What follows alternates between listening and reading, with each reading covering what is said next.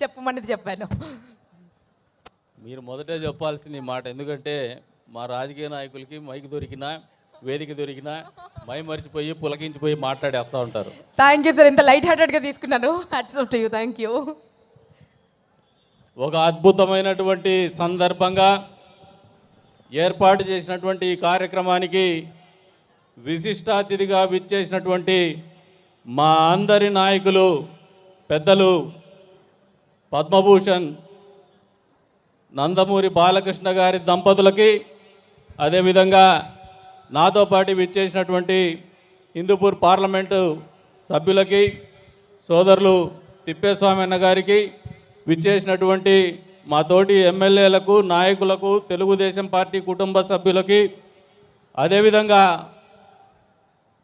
అందరికంటే ఎక్కువగా వచ్చిన బాలయ్య బాబు ఫ్యాన్స్కు,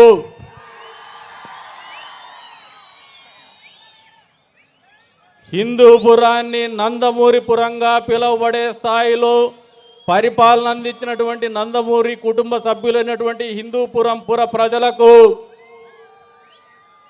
పాత్రికేయ మిత్రులకు అందరికీ కూడా పేరు పేరు నమస్కారాలు.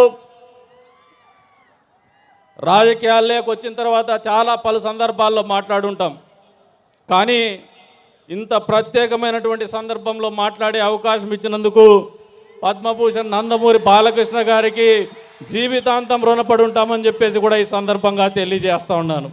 ఎందుకంటే రాజకీయాలు నిరంతరం మాట్లాడుతూనే ఉంటాం వృత్తిపరంగా, కానీ ఇది ఒక విశిష్టమైనటువంటి అవకాశం, ఒక విశిష్టమైనటువంటి వ్యక్తిత్వం. ఒక మనిషిలో ఇన్ని వేరియేషన్స్, అంటే ఇన్ని రకాలైనటువంటి విశిష్టతలు కలిగి ఉండడమే పద్మవిభూషణుడికి అది చాలా తక్కువ అని చెప్పేసి నేను ఈ సందర్భంగా తెలియజేస్తూ ఉన్నాను. ఇంత విశిష్టమైనటువంటి వ్యక్తిత్వం ఒకవైపున తండ్రి వారసత్వాన్ని కొనసాగిస్తూ, నటనా కౌశల్యాన్ని తెలియజెప్తూ, అద్భుతమైనటువంటి వాచకంతో, డైలాగ్ డెలివరీతో ఎప్పుడు కూడా నటరత్న నందమూరి తారక రామారావు గారిని నిరంతరం తెలుగు ప్రజలు మరిచిపోకుండా నిలిపినటువంటి నటనా చాతుర్యం ఆయన సొంతం. అంతే స్థాయిలో తల్లి బసవ తారక రామ పేరు మీద ట్రస్ట్ స్థాపించి పేదవాళ్లకు నిరంతరము సేవ అందిస్తూ, అంతే స్థాయిలో ప్రజాప్రతినిధి అయిన తర్వాత కూడా హిందూపూర్లో కూడా ఏమాత్రం కూడా సేవకు తగ్గనని చెప్పేసి ప్రభుత్వ ఆసుపత్రిలో ఆయన చూపిస్తున్నటువంటి చొరవ ఏదైతే ఉందో మా అందరికీ, మా నియోజకవర్గాల్లో ఆదర్శంగా నిలుస్తున్నటువంటి పరిస్థితులు. మామూలుగా సినిమా వాళ్ళు రెండోసారి మూడోసారి ఎన్నికల్లో నిలబడితే చాలా కష్టంగా ఉంటుంది, కానీ అది నందమూరి కుటుంబానికి మాత్రము ఎప్పుడు కూడా అందనటువంటి ద్రాక్ష కాదని నిరూపిస్తూనే వస్తున్నారు.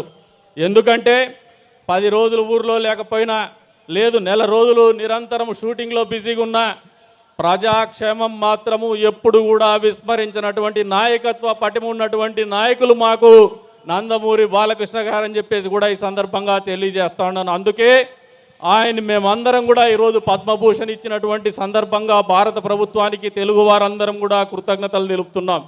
అంతే స్థాయిలో ఏదైతే ఈ పద్మభూషణ్ అనేటువంటి పురస్కారం కేవలం నందమూరి కుటుంబానికో, నందమూరి బాలకృష్ణ గారికో లభించినటువంటి గౌరవం కాదు. మన తెలుగు వాళ్ళు ఎక్కడ ఉన్నా కూడా ప్రతి తెలుగు జాతిలో పుట్టినటువంటి ప్రతి వ్యక్తికి కూడా ఆయన మనకు అందించినటువంటి అద్భుతమైనటువంటి వరం అని చెప్పేసి కూడా ఈ సందర్భంగా ఆయన మనస్ఫూర్తిగా కృతజ్ఞతలు తెలుపుతూ అవకాశం కల్పించినందుకు, మరొకసారి విశిష్టమైనటువంటి అద్భుతమైనటువంటి అవకాశం ఇచ్చినందుకు నందమూరి బాలకృష్ణ సార్ గారికి, అదే రకంగా ఆయన అభిమానులకి, నందమూరి పుర వాసులకు అందరికి కూడా పేరు పేరున ధన్యవాదాలు తెలుపుకుంటూ సెలవు తీసుకుంటున్నాను. జై బాలయ్య, జై బాలయ్య, జై బాలయ్య. సార్ బ్రీఫ్గా అంటేనే ఇంతసేపు జరిగింది, ఆ మాట అనకపోతే ప్రమాదంలో పడిండే పని. I'm just kidding sir. So Thippeswamy గారు మాట్లాడారు.